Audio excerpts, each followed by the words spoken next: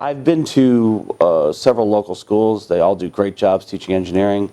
But what we've done here, and it's a large part with the support we've gotten from the administration, is we have a system that has a culture of this is something you're going to do for the rest of your life. Even if it's not something you're going to do for the rest of your life, these are skills you're going to learn that you're going to be able to apply for the rest of your life. We got the new floors put in. We have all our new computers, which are really, really nice. We've run flight simulators on there, and I've had a few students who've told me, wow, I didn't think we were going to have computers that could do that.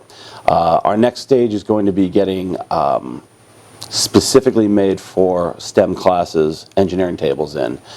So they'll have power access, storage, you can sit 6 at a table, you can beat the heck out of the tables. It's going to give the kids a chance to really have more flexibility.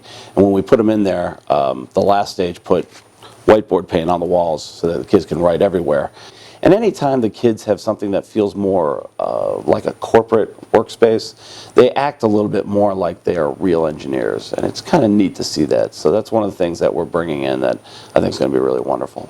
In the engineering department, there's a fair amount of, hey, we have to lecture you and show you certain things. We have become more and more abbreviated in that approach.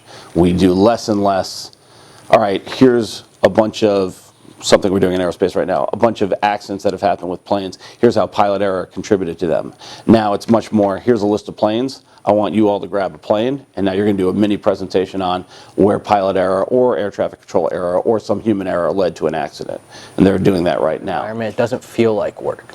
You know, I mean, building stuff, just competing with other teams for completing a challenge, all that factors in, and it's just a different class atmosphere, which is the best part about it. I have seen now about a dozen of our middle school engineering students who are freshmen, and the confidence and the ability to see the bigger picture now, that's been just truly inspiring. I know sports is the big thing in the world right now because they're 7th, 8th grade, 6th, 7th grade, but they're going to lose their bodies as they get older. They're going to need to keep their minds for the rest of their lives. And the things we can do in our engineering department will develop their brains for the rest of their lives. We have a new laser cutter, and the tube that's water cooled blew up in it.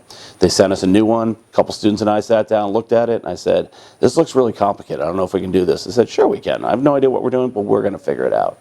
That's why I would have kids come to Carmel Catholic High School. They're going to leave this place, if they go through our engineering department, with a can-do attitude, and more than that, not just, oh, I can solve it, but a, wow, this is almost impossible. I have no idea what I'm doing. I've been here before. Let's see where it takes us.